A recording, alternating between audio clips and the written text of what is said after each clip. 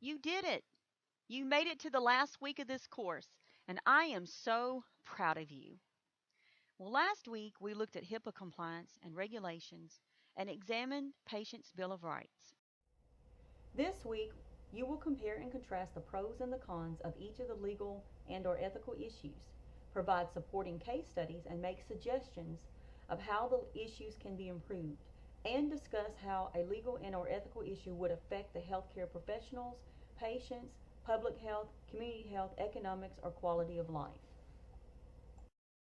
Your last assignment is to submit your group's presentation, and then you're going to respond to all other presentations opposite of your own group. There's 4 questions that you need to answer for each presentation that is opposite of your group. There's no new weekly reading quiz and there's no self-assessment this week. Now be sure to complete any late assignments at this time.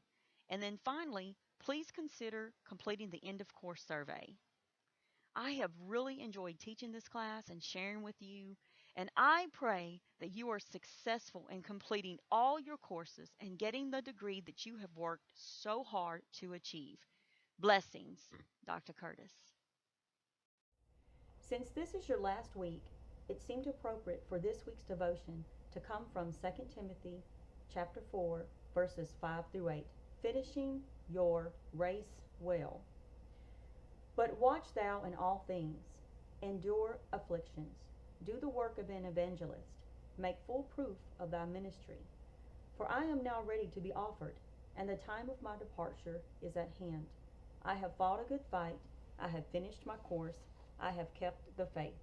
Henceforth there is laid up for me a crown of righteousness, which the Lord, the righteous judge, shall give me at that day, and not to me only, but unto all them also that love his appearing.